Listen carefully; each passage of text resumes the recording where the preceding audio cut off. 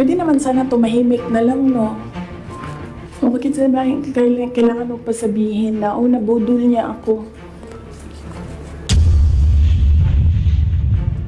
Pwede ba, pag nakita niyo siya, sabihan niyo siya, alam niyo, don't ever mention her name or say na I was deceived by her, ganyan. Para hindi tayo nagganito ba? Ayoko yung pag-usapan, yung mga ganito na bagay. So sabihin niyo sa kanilang lahat, huwag niyo na lang banggitin yung pangalan niya kasi pag binanggit niyo yung pangalan niya, lalabas yung Drag Me to Hell press con.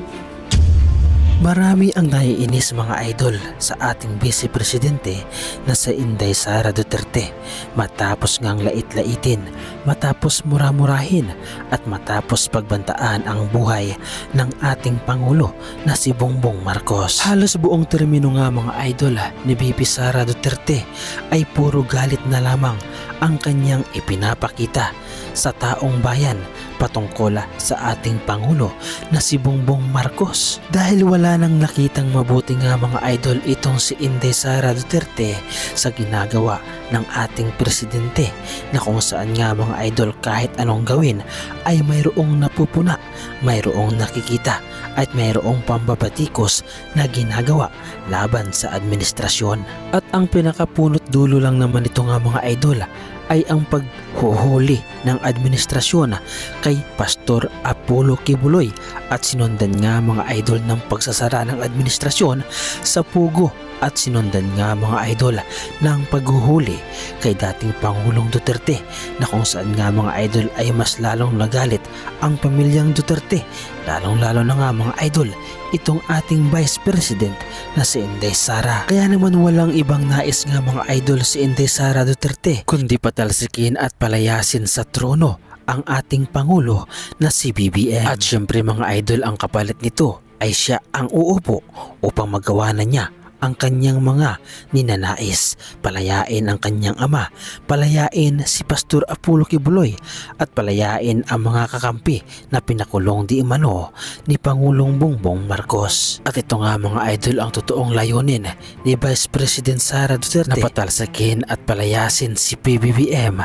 sa kanyang pwesto. Kahit alam ko, naiintindihan ko, tayong lahat gusto natin mapalayas si BBM sa pwesto.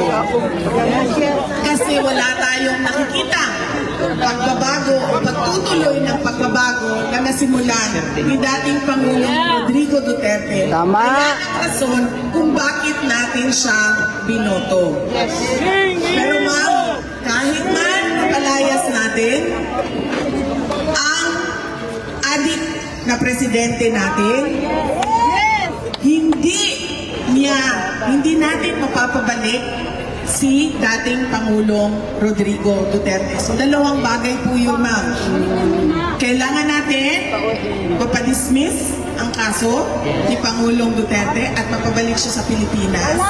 At iba po yung bagay na meron tayong galit at meron tayong kagustuhan na palayasin o patalsikin ang ating presidente. Ang gusto pala mga idol ni Vice President Sara Duterte ay ipagpatuloy ang sinimulan ni dating Pangulong Duterte. So ano ang gagawin ng ating Pangulo kung ipagpapatuloy ang sinimulan ni dating Pangulong Duterte?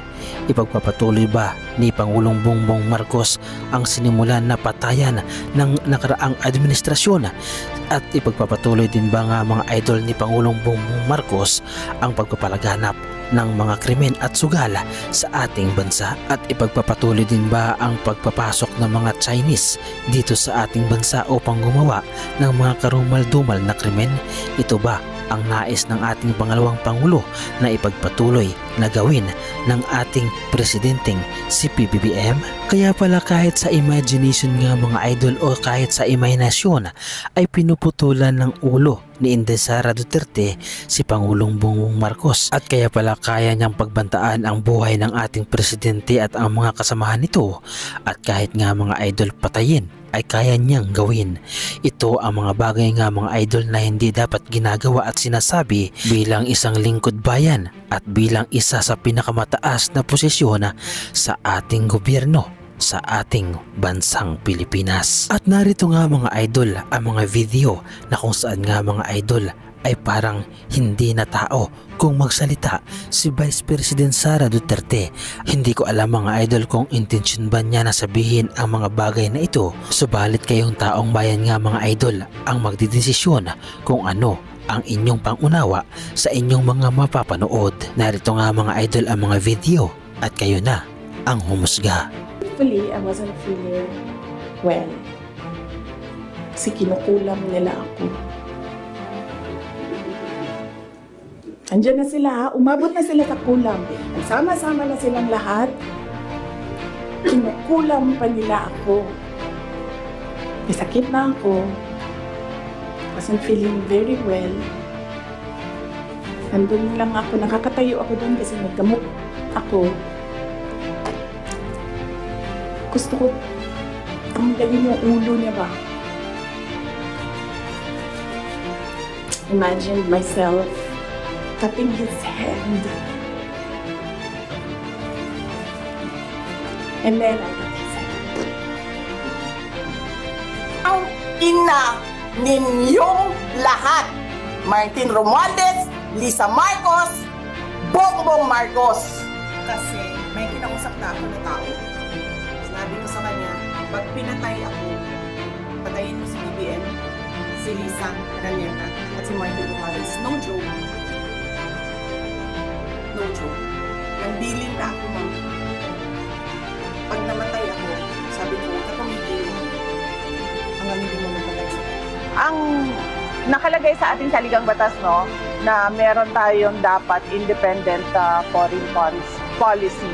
Kung yung ginagawa ng gobyerno ay tungkiling sa iisang bansa lang, ibig sabihin nun, wala na tayong true independent policy. Ipunin po natin lahat, tapos i-deliver po natin sa Malacanang para po may mainom siya. At ito nga mga idol ang ilan lamang sa mga matitinding banat ni Vice President Sara Duterte tungkol sa ating Pangulo na si Bongbong Marcos. At ang sinasabi pa nga mga idol ni Vice President Sara Duterte ay malaking scam daw di umano at pambansang scam ang ating Pangulong si Bongbong Marcos. I'm happy that you have observed that behavior of the president.